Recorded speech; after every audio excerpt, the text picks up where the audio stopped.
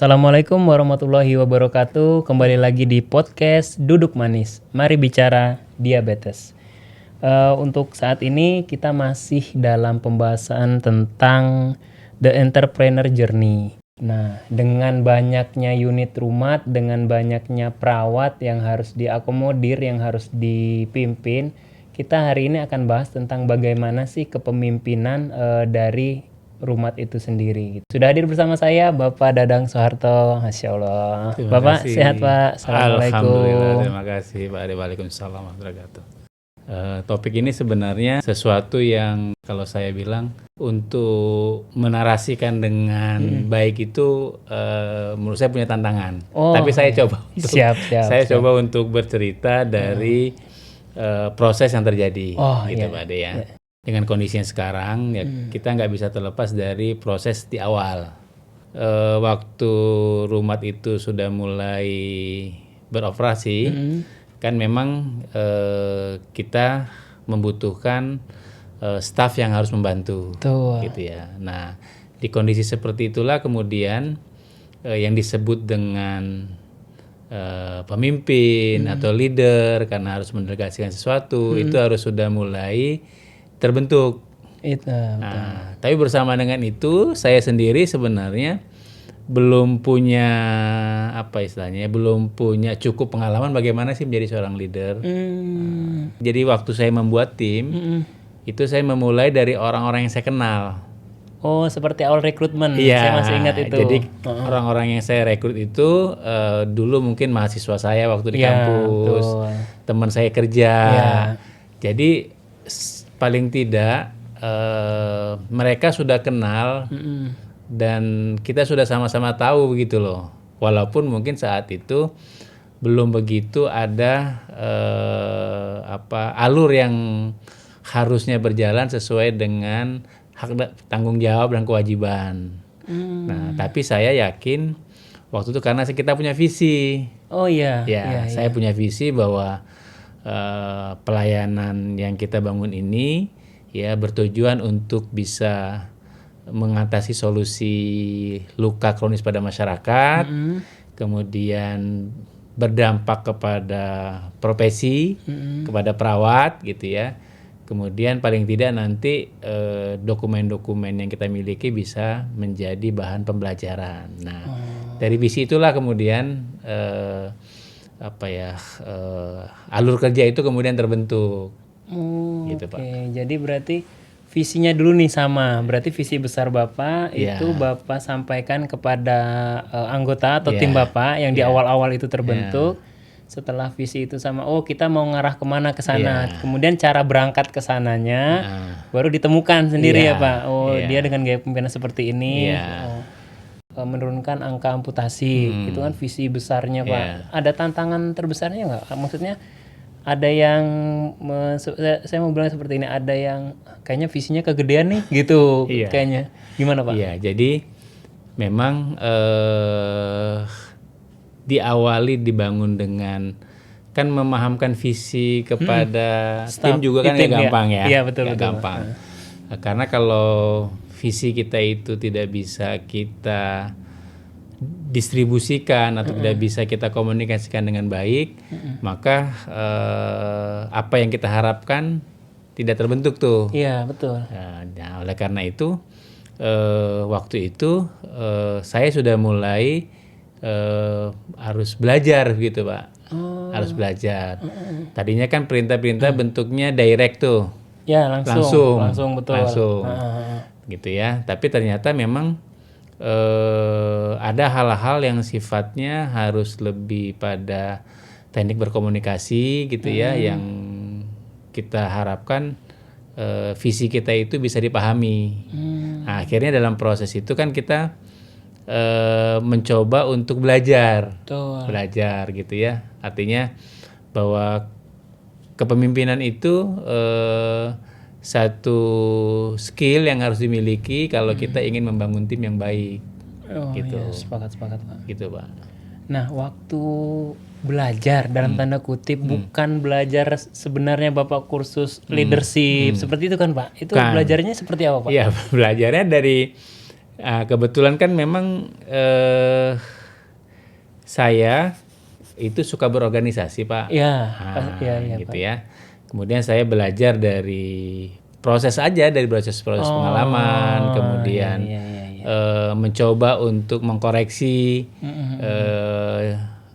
peristiwa-peristiwa yang sudah kita lewati. Tadi kalau Pak Ade tanya tentang apa tadi pengalamannya? Iya, betul. Pengalaman yang maksudnya yang bisa menjadi menjadi yang bisa diambil pelajarannya dari situ gitu. Iya, jadi memang namanya dulu kita itu memulai itu kan kita berharap tim kita itu solid terus. Iya, pasti. Harapannya kan Pak, ya. Biar visinya jelas nih. Iya. Karena kita sudah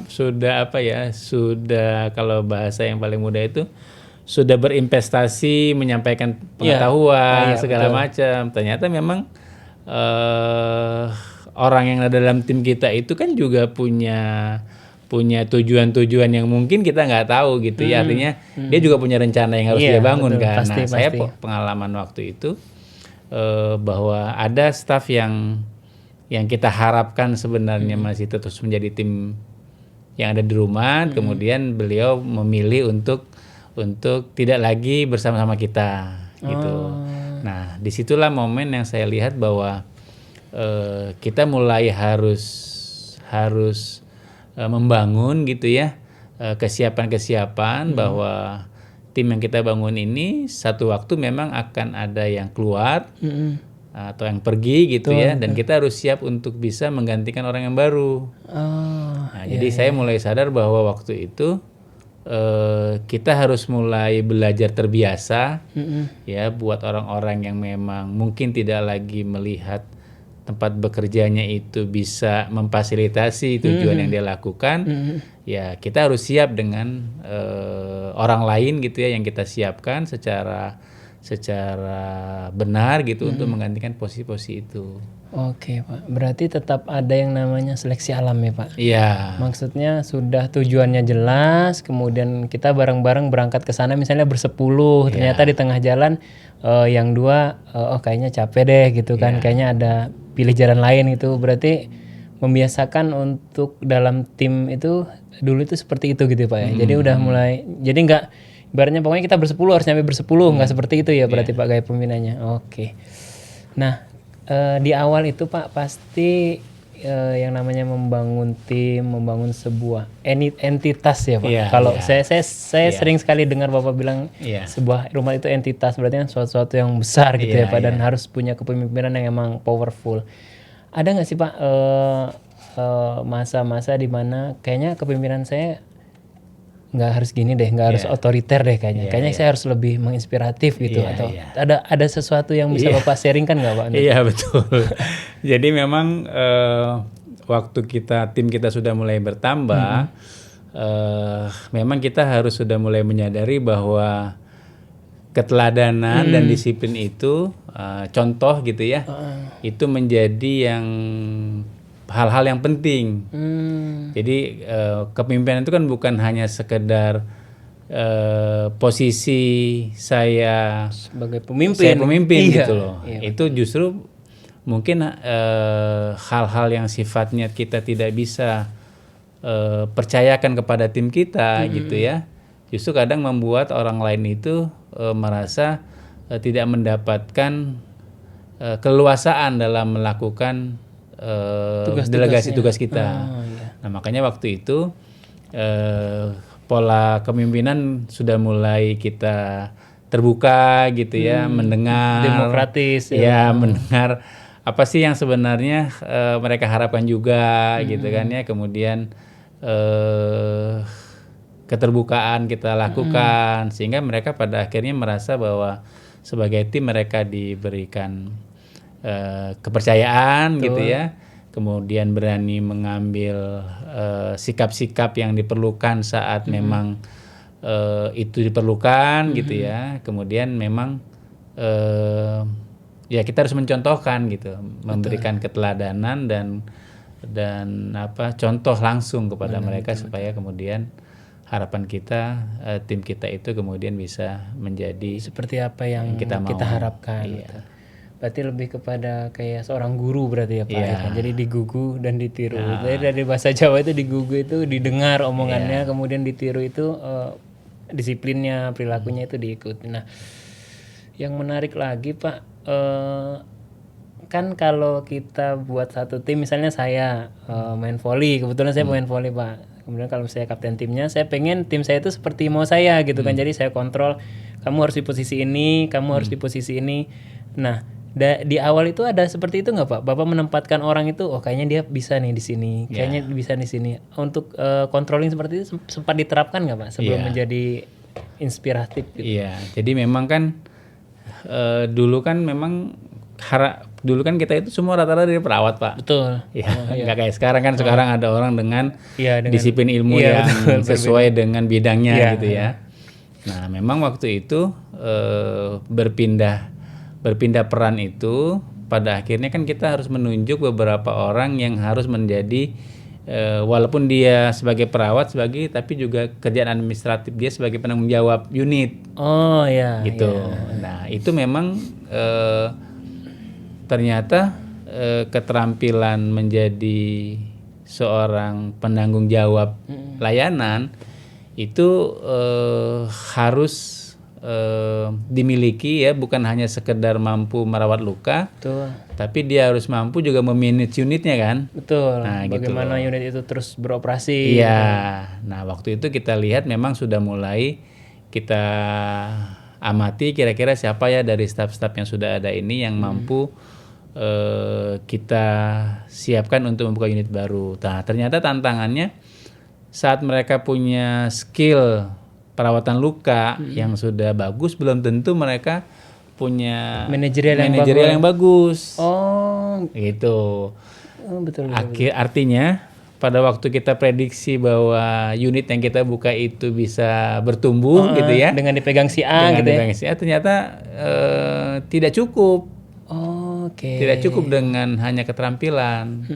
Nah, makanya waktu itu kita mulai sedikit-sedikit memberikan tambahan pelatihan gitu ya, kemudian pengetahuan terkait bagaimana sih keterampilan yang lain yang harus dimiliki pada waktu mereka menjadi seorang penanggung jawab unit. Penanggung jawab unit. Oke. Pada saat itu untuk kriteria penanggung jawab unit itu berarti dia sendiri atau dia punya tim lagi? Nah, waktu itu hampir relatif pertama kita buat dia sendiri. Jadi dia perannya ganda. Oh iya, Iya kan dia perannya satu sisi kan kalau hanya perawat saja, tapi dia nggak ada di unit sebagai tanggung jawab kan, relatif pekerjaan sebagai perawat luka kan. Iya betul, rutinitasnya perawat luka. Mendokumentasikan segala macam, itu kan satu kegiatan yang memang sudah biasa ya. Iya betul. Tapi kalau kemudian dia harus mensosialisasikan pelayanannya ke masyarakat, kalau ketemu dengan tokoh masyarakat harus seperti apa, iya. Kalau ada problem yang ada di unit itu bagaimana menyelesaikan, gitu kan? Itu kan tidak hanya sekedar kompetensi perawatan luka kan? Betul. Jadi harus ada kompetensi staf itu memiliki skill ya komunikasi, kemudian manajerial, kemudian interpersonal dia sendiri betul. gitu ya. Bahkan mungkin bisnismen mungkin ya Pak. Jadi bagaimana unit ini harus maju tumbuh terus beroperasi gitu ya Pak. Memahamkan tentang bagaimana unit itu harus bertumbuh bagaimana perputaran sumber daya yang ada gitu ya Pak. Iya. Berarti awal-awal itu emang benar-benar struggle dalam artian emang ya orang-orangnya juga orang-orang yang mau tidak mau dia harus belajar. Iya. Akhirnya dengan belajar mungkin dari situ ada kebaikan sehingga dia bisa gitu ya Pak ya. Nah, untuk saat ini kan gaya kepemimpinan Bapak lebih kepada inspiratif ya. Maksudnya kita tahu Bapak Sobat Duduk Manis juga tahu seorang Dadang Soeharto adalah perawat luka yang punya SIPP pertama ya Pak di Kabupaten Bekasi. Pokoknya udah sangat menginspiratif. Nah, ada tokoh yang Bapak menjadi inspirator untuk Bapak gitu. Kayaknya saya kalau memimpin harus seperti Sayyidina Ali mungkin, atau Nabi Muhammad SAW mungkin. Ya kalau saya itu emang sering kali ditanya, mungkin kalau saya ditanya tentang sosok yang menginspiratif, kalau saya itu agak susah mencarinya. Oh gitu. iya. Tapi paling tidak seperti Pak Ade bilang tadi, gitu ya. Mungkin tidak banyak sih saya banyak tokoh gitu loh. Tapi paling tidak menurut saya Nabi kita Nabi Muhammad gitu ya, itu kan figur yang sempurna gitu ya. Gitu loh. Jadi cukuplah buat saya sebenarnya kalau kita mau memimpin gitu ya.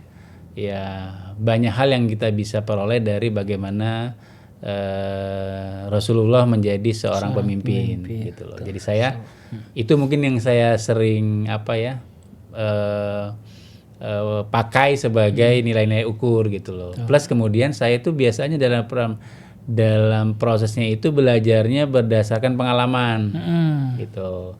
Terus mungkin tidak ada yang spesifik, tapi saya selalu, karena saya itu orangnya visual.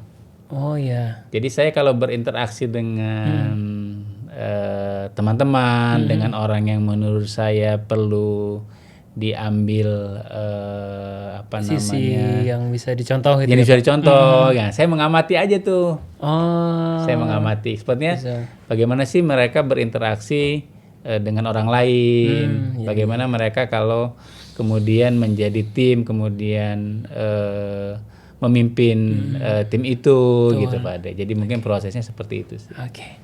Luar biasa sekali Pak. Untuk di awal ini sudah sangat menginspiratif untuk kita semua Sobat Duduk Manis. Jadi emang dengan banyaknya tim, banyaknya kepala ya Pak, banyaknya kepentingan, tetap namanya seorang pemimpin harus memahamkan tentang visi dan misi dari perusahaan ini sendiri, dari rumah ini sendiri. Pak, kalau kita punya tim, kalau kita punya tim itu kita pasti pengen punya tim yang loyal ya Pak. Tim yang maksudnya dia ya benar-benar satu tim dengan kita gitu. Kemudian sevisi sama kita sehingga semuanya itu bergerak ke arah dan tujuan secara selaras dan bersama. Nah, gimana Pak membangun loyalitas itu sendiri? Memang pada perjalanannya ternyata tantangan membangun tim itu cukup banyak. Tapi seperti Pak Ade sampaikan tadi, kita harus punya satu nilai yang disepakati gitu ya. Nah, memang dari awal di rumah itu alhamdulillah Pak Ade kita sudah mulai merumuskan tentang budaya kerja. Oh iya. Di tahun keberapa itu Pak? Itu kan udah 14 tahun nih, tahun kedua, tiga. Mungkin di tahun ketiga ya. Tahun ketiga sudah mulai budaya. Tadinya berkembang tuh, tadinya 3C menjadi 4C gitu Pak Ade. Nah, saya lupa ya tahun kedua, tahun ketiga tuh kita sudah mulai merasakan kebutuhan bagaimana sih budaya kerja ini supaya menjadi tadi dibilang ya entitas yang bisa dikenali kalau seperti ini nih pasti anak rumat nih, gitu Pak Ade. Nah tadi yang Pak Ade sampaikan, pelayanan kita ini kan memang orang yang terbanyak adalah perawat. Betul. Gitu Pak. Makanya kemudian kita mencoba melahirkan nilai-nilai sebenarnya sudah terfasilitasi tertanam gitu ya. Iya, jadi kita dari zaman kuliah. Iya betul. Jadi gampang kalau kita mengulik itu menjadi sesuatu yang menjadi panduan dia pada waktu bekerja. Oh iya betul. Nah di kita itu ada yang kita sebut dengan sekarang tuh 4C Pak Ade. 4C ya, betul. Ada yang namanya yang pertama itu tadi ya di perawatan itu ke caring itu kan sudah itu udah perawat banget gitu ya. Perawat banget gitu ya. Kalau nggak caring bukan perawat ya sebagai manusia. Jadi kalau perawat itu pasti caring gitu. Iya, kepedulian ya, betul. Kemudian kedisiplinan gitu ya. Nah, nilai-nilai care itu menjadi salah satu pijakan utama tuh Pak di kita. Pondasinya itu harus Pondasi care dulu gitu loh ya. Care itu kan bukan sekedar kita selesai melaksanakan tugas. Betul. Tapi di dalamnya terkandung tanggung jawab, kedisiplinan, loyalitas gitu ya terhadap apa yang kita kerjakan. Nah, care itu sendiri kan sebenarnya baru bisa kita lakukan ke orang lain. Kan kita kan pelayanannya ke orang yang sakit ya. Betul. Sebelum dia itu baru bisa kita berikan pada pasien, pada sejawat, pada lingkungan. Tapi care itu paling enggak harus dicukupi dulu dari care pada diri sendiri. Pada perawatnya gitu loh. Betul. Ya, jadi nggak mungkin kalau kita tidak memiliki care pada diri kita sendiri terkait dengan ya mungkin kita harus mencukupi diri kita dengan makanan yang cukup gitu ya, memperhatikan kebersihan, memperhatikan pakaian gitu ya. Nah, jadi kita punya ada care, kompeten, kredibel sama confident. Ada 4C itu tadi ya, Pak. Nah, pijakannya adalah care. Ya, jadi care itu bukan sekedar merawat, tapi merawat sepenuh hati. Masya Allah, merawat sepenuh hati untuk gitu, para penderita luka diabetes. Jadi itu nilai-nilai itu yang kemudian nggak sekedar nilai-nilai itu ya nggak sekedar hanya slogan care, kemudian competence, tapi kita mencoba untuk merefleksikan atau memunculkan dalam bentuk nilai-nilai yang tumbuh gitu. Yang tumbuh. Betul. Seperti kalau tadi kita bicara care, yang bicara kedua kan kompeten. Ya. Nah, kita melahirkan kompeten itu benar-benar bahwa di kita itu pada waktu mereka staf baru sebelum mereka bekerja ya mereka harus punya kompetensi. Jadi harus ada proses pembelajaran in-house training yang kita lakukan baik dari sisi pengetahuan, keterampilan maupun sikap. Gitu loh ya. Jadi kita coba lahirkan nilai-nilai yang kita miliki itu ya, bukan sekedar slogan tapi juga kita lahirkan dalam bentuk yang berwujud. Betul. Gitu. Wah, jadi sangat kompleks saat ini ya Pak. Dalam artian dulu seorang Dadang Soeharto pengen merawat luka seorang diri, kesana kesini, kemudian bertemu sama seseorang yang masih kita kita simpan. Nanti beliau pasti akan ngomong. Kemudian jadi mulai bertumbuh 1-2 unit, kemudian mulai terpola kepemimpinannya dan tumbuhlah budaya kerja yang awalnya 3C menjadi 4C. Kalau dari Bapak sendiri untuk pondasi ibarat sebuah rumah itu care itu dibentuk atau anugerah Pak? Dibentuk ya. Bisa dibentuk ya, betul. Jadi memang tadi yang Pak Ade sempat disebutkan pola komunikasi, ya dalam proses perjalanan memang tadi saya sudah sampaikan sedikit bahwa ternyata pada waktu kita membina hubungan yang baik dengan staff itu kita harus mendengar gitu ya. Kemudian yang berikutnya kita harus memberikan kepercayaan kepada mereka tentang tugas yang sudah kita lakukan gitu ya. Justru pada waktu itu coba kita terapkan ya, kepercayaan mereka terhadap atau pekerjaan yang mereka lakukan itu justru menjadi tanggung jawabnya.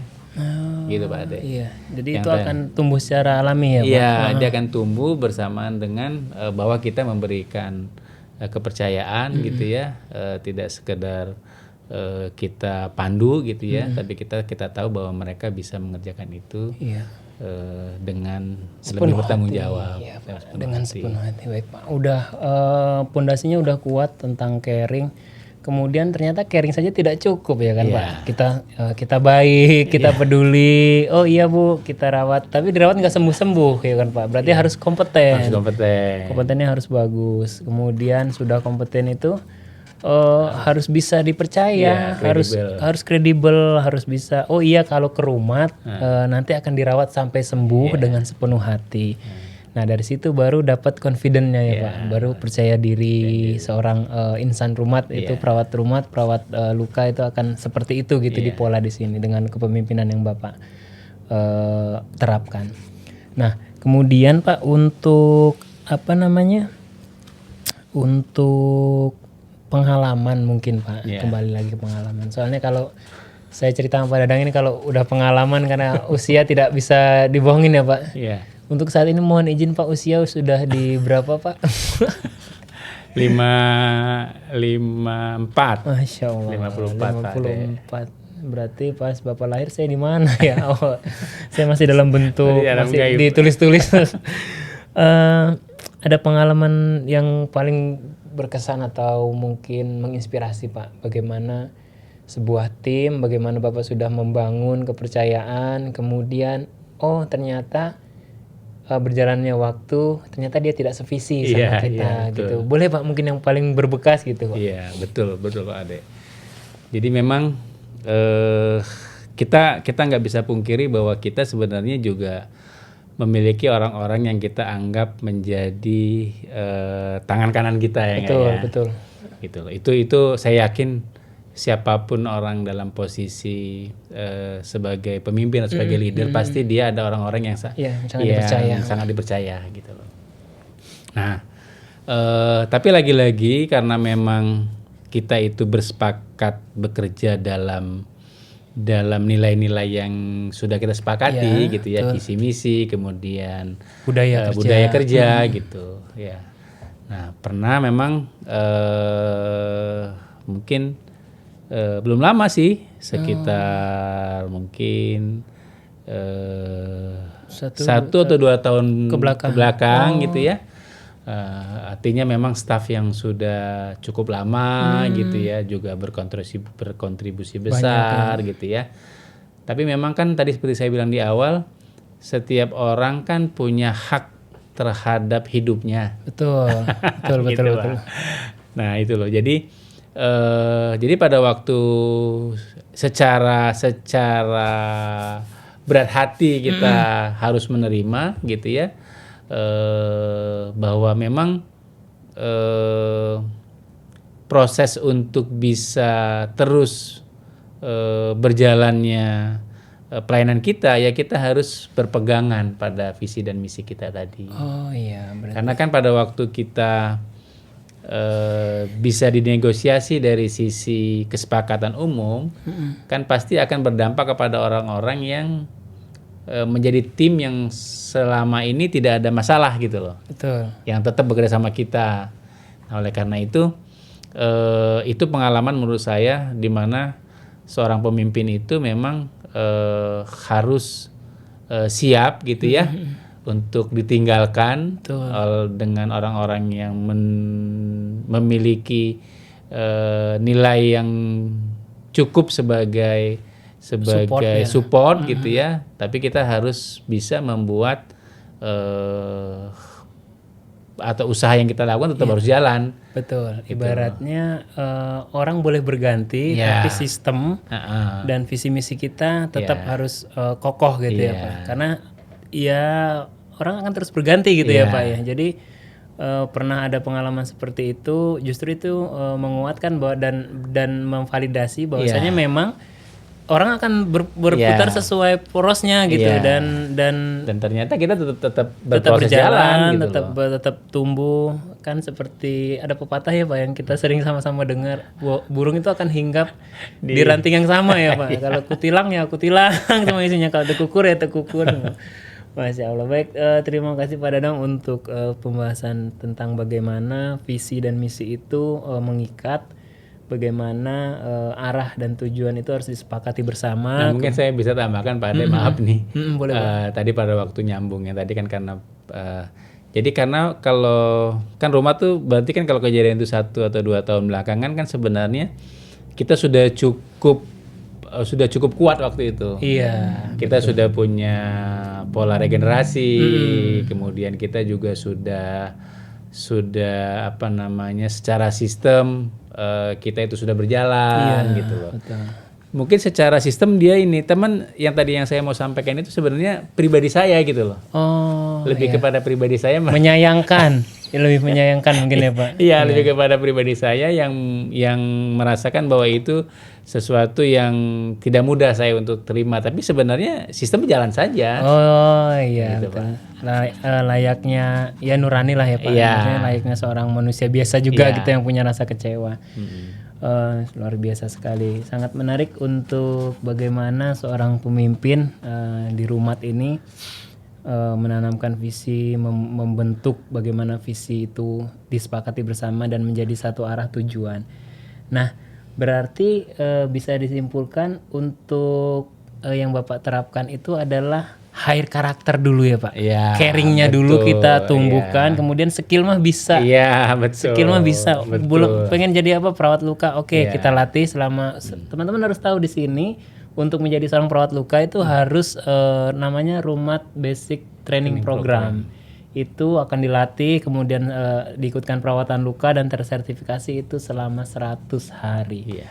Dimana lagi yang mau jadi perawat luka benar-benar dipola, benar-benar dibentuk. Selain di Rumat, saya rasa sih untuk saat ini ya Pak, kita belum menemukan hal yang sama di tempat lain. Berarti benar tadi Pak ya, hire karakternya dulu, caringnya dulu, pedulinya dulu. Kalau mau belajar, oke di sini tempatnya belajar. Gitu. Iya. Jadi kalau dalam bekerja itu emang kalau skill bisa dibentuk sih Pak. Skill itu kita latih. Iya betul. Justru peran kita di 100 hari itu membantu skill mereka. Tapi kalau karakter kan memang udah mendarah daging ya Pak. Ya, benar-benar. Modalnya itu kalau karakternya sudah bagus tuh lebih mudah kita untuk diajak bekerja sama, diarahkan, ya dia open mindset gitu ya, lebih mudah lah. Ibarat gosok batu cincin mungkin ya Pak ya. Kalau bahannya itu udah bagus tuh mengkilatnya gampang banget gitu ya Pak. Cuman kalau bahan awalnya sudah, maksudnya karakternya sudah kayaknya enggak deh gitu kan, itu akan seberapapun kita mentraining, seberapapun kita memberikan pengetahuan, sepertinya akan mental gitu ya Pak ya. Pak Dadang, kalau memimpin kan gampang ya Pak. Maksudnya kita ada berlima, terus diundi, kamu jadi pemimpin ya. Tapi apakah bisa diteladani kan belum tentu nih Pak. Jadi apa Pak yang menurut Bapak yang bisa di-sharing ke kita, yang mungkin itu simple tapi ternyata itu berimpact banyak gitu maksudnya Pak? Ya, memang betul banget Pak Ade. Kan kalau kita sekedar memberikan instruksi gitu ya, betul. Itu layaknya kita nggak akan mudah menangkap apa yang atau melakukan gitu ya, apa yang diinstruksikan. Iya. Nah, kan masalah kepemimpinan itu kan bukan masalah hanya menjadi pemimpin ya, tapi kan kita harus menunjukkan arah. Betul. Gitu ya. Betul. Arah yang harus ditempuh gitu loh. Nah, menurut saya keteladanan gitu ya, atau contoh real dari sikap seorang pemimpin itu merupakan sesuatu yang sangat besar ya, memberikan pengaruh kepada staf ya. Contohnya begini, saya selalu suka menyampaikan gitu ya kepada staf bahwa setiap kita berinteraksi sama orang lain ya, berinteraksilah dengan memberikan kesan yang sebaik mungkin. Kalau bahasanya itu kan, kalau lebah itu mendapatkan manfaat dari bunga yang dia ambil sarinya gitu ya. Tapi juga bunga itu dia akan tumbuh di tempat lain, serbuk-serbuknya. Mendapatkan kebaikan dari yang dia datangi. Lebah, iya. Nah itu saya coba contohkan gitu loh dari bentuk perjalanan saya. Nah saya termasuk tadi yang kita sempat spill berapa kali ya. Jadi sebenarnya Rumat ini muncul lahir dari bagaimana saya menerapkan hubungan dalam berinteraksi itu dengan orang lain untuk kita bisa jaga dan kita saling memberikan kemanfaatan. Gitu. Iya. Nah, kan kalau keteladanan seperti itu kan bisa dia lihat tuh. Oh iya, contoh yang disampaikan dengan perilaku yang saya kerjakan sekarang dampaknya itu seperti ini. Gitu ya. Jadi keteladanan itu lebih mudah ya, contoh-contoh tentang perilaku ya.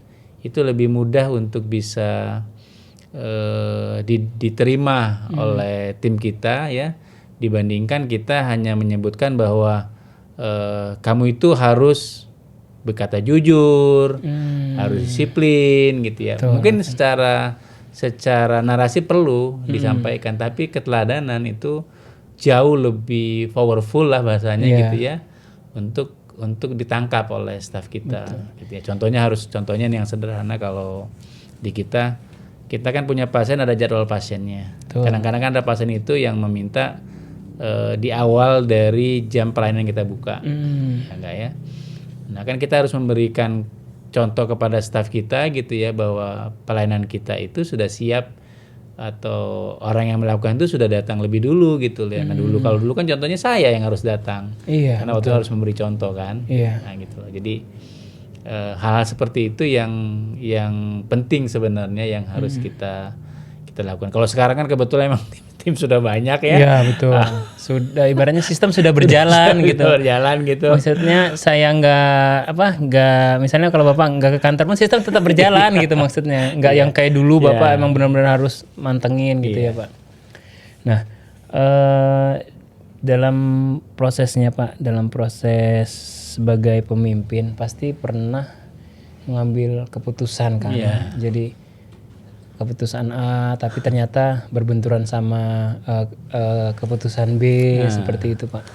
Ada nggak Pak hal tersulit yang pernah Bapak putuskan sebagai pemimpin gitu? Maksudnya apakah misalnya ada di satu unit dia udah bagus banget, udah ini Bapak harapkan dia bisa tumbuh di unit lain gitu kan Pak. Akhirnya kayaknya dimutasi dulu gitu. Tapi dengan berat hati melakukan itu gitu, karena yang dimutasi juga ada penolakan seperti itu Pak. Ada hal-hal yang bisa diceritakan Pak? Iya, memang kan di kita itu salah satu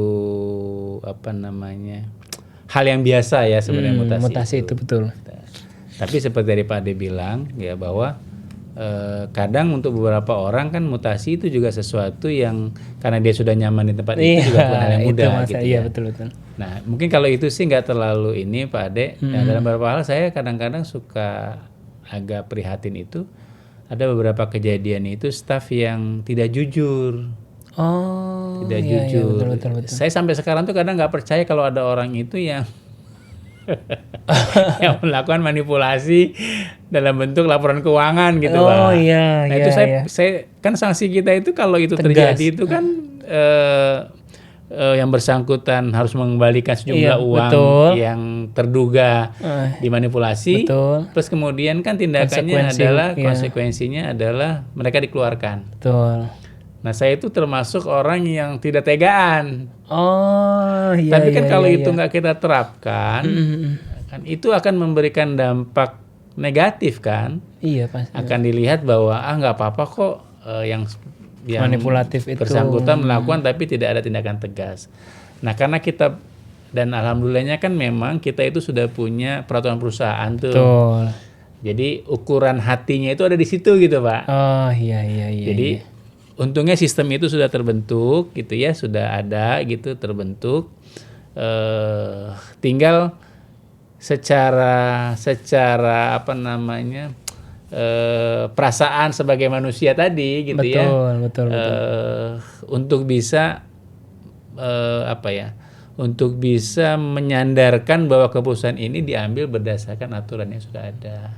Karena itu kan akan punya dampak ya. Iya betul. Gitu. Berarti justru beratnya itu di hati sendiri ya Pak. Karena kita kembali lagi ke awal pembahasan tadi, perawat itu emang benar-benar penyayang kan, nggak tegaan rasanya kayaknya. Jadi kadang-kadang kan kita masih berharap kayaknya dia masih bisa dibina deh, karena dia berprestasi. Betul. Dia unitnya bagus, bertumbuh. Ternyata di balik itu masih ada peristiwa yang kita dikagetkan gitu Pak. Ternyata. Kenapa seperti itu? Kan unit kita itu kan ya lumayan sudah banyak Pak Ade. Kenapa perasaan itu muncul? Karena kita kan membandingkan ada orang-orang lain yang tidak berprestasi seperti itu. Iya nggak? Betul. Iya nggak ya? Iya. Tapi kan aturan itu kan harus kita tegakkan kan. Jadi kita kadang-kadang suka bernegosiasi dalam perasaan itu.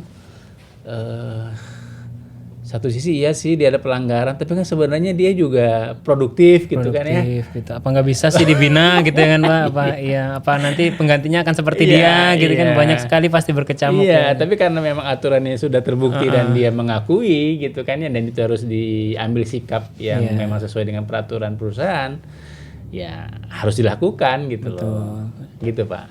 Tapi jadi menarik Pak, apa pernah adakah cerita gitu dia pernah melakukan pelanggaran, kemudian di punishment, kemudian sudah menyelesaikan apa yang dia ambil, kemudian dia bekerja lagi Pak? Ada nggak? Ada Pak.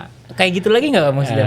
Terulang lagi nggak? Enggak. Oh. Jadi memang dalam peristiwa seperti itu kadang-kadang kan kita masih ada pertimbangan yang membuat kita masih memungkinkan untuk dilakukan pembinaan. Betul. Gitu loh. Jadi memang tegurannya keras gitu ya, kemudian dia harus mengembalikan sejumlah apa yang sudah dia ambil. Tapi kalau kita ngelihat kayaknya karakter anak ini sebenarnya peristiwa itu terjadi mungkin ada sesuatu yang melatar belakangi gitu Pak. Iya. Ada api, ada asap ya Pak. Maksudnya ada sesuatu nih pasti. Karena dia berprestasi, karena dia bagus. Tapi kok bisa gitu kan? Ini Justru ada menurut apa? saya sebenarnya tempat bekerja itu kan seperti kita mendidik ya sebenarnya. Betul. Jadi sebenarnya kalau setelah kita dengan proses rumat ini sudah bertumbuh, akhirnya artinya kan kita bisa punya penilaian gitu Pak. Pertimbangan-pertimbangan yang lebih tepat dalam mengambil keputusan. Lebih elegan ya Pak. Jadi nggak kaku gitu loh. Betul. Tapi tetap dengan pertimbangan yang matang. Ya, dengan pengalaman yang kita kontrol gitu. Dan ternyata ada yang maksudnya kesalahan pernah dibuat, tapi setelah itu dia sangat paham bahwa itu adalah khilafan, kemudian bekerja lebih baik gitu. Oke, Masya Allah, luar biasa. Nah, berarti ada prinsip nih Pak, terakhir. Prinsip yang Bapak pegang teguh sebagai pimpinan.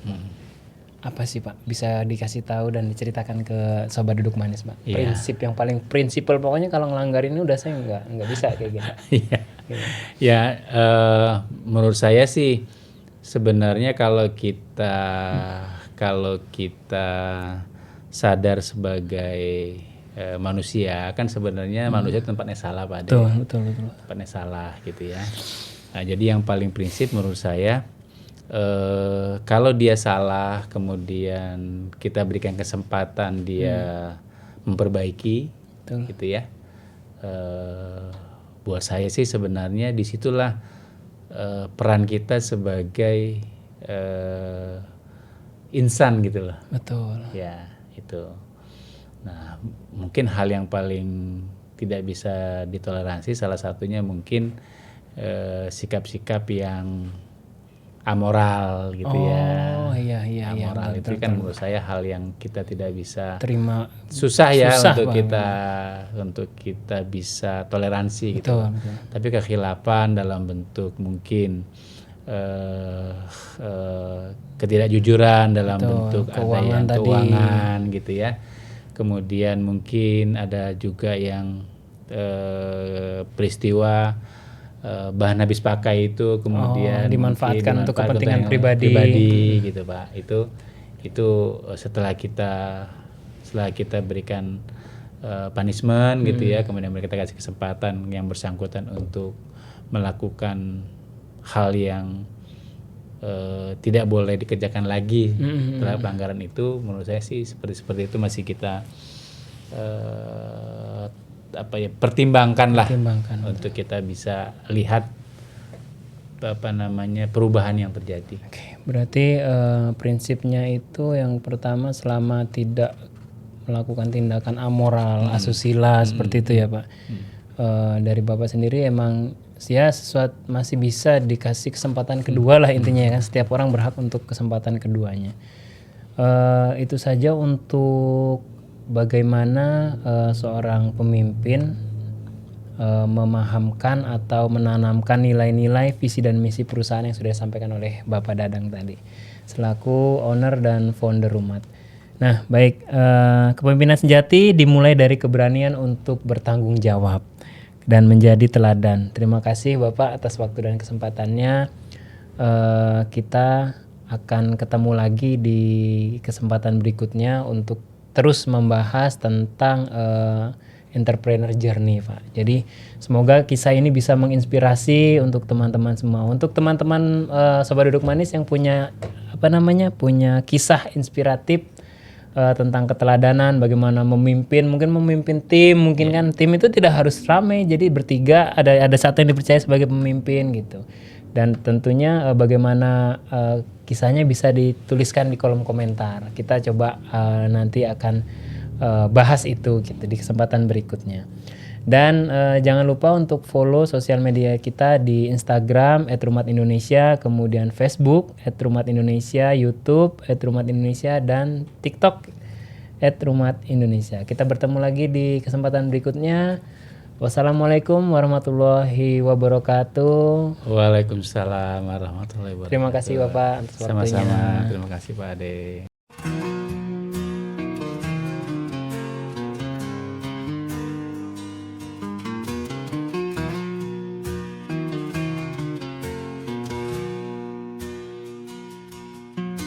Di rumah kita peduli merawat luka sepenuh hati, dengan cinta dan keahlian sembuhkan luka tanpa henti. Percayakan pada kami dalam kasih yang abadi, Rumat setia menemani, hidup sehat jadi berarti. Rumat tempat merawat luka diabetes dengan cinta, dengan hati dan perhatian kita sembuhkan bersama. Rumat selalu ada untuk kesehatan yang utama, merawat luka dengan sepenuh hati, hidup penuh bahagia.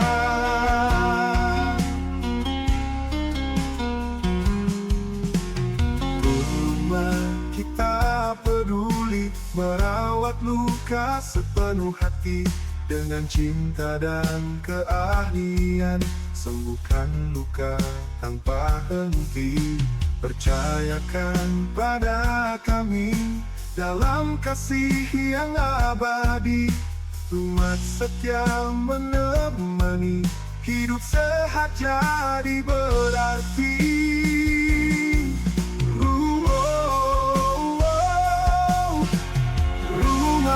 Tempat merawat luka diabetes dengan cinta, dengan hati dan perhatian kita sembuhkan bersama.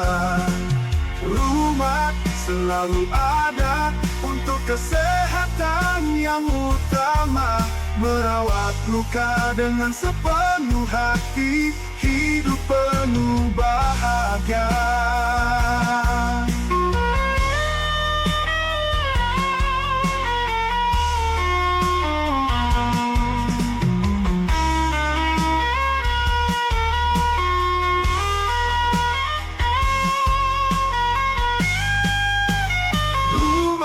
Tempat merawat luka diabetes dengan cinta, dengan hati dan perhatian kita sembuhkan bersama. Rumat selalu ada untuk kesehatan yang utama, merawat luka dengan sepenuh hati, hidup penuh bahagia. Rumat tempat merawat luka diabetes dengan cinta, dengan hati dan perhatian kita sembuhkan bersama. Rumat selalu ada untuk kesehatan yang utama, merawat luka dengan sepenuh hati. Rumat kita peduli merawat luka sepenuh hati, dengan cinta dan keahlian sembuhkan luka tanpa henti.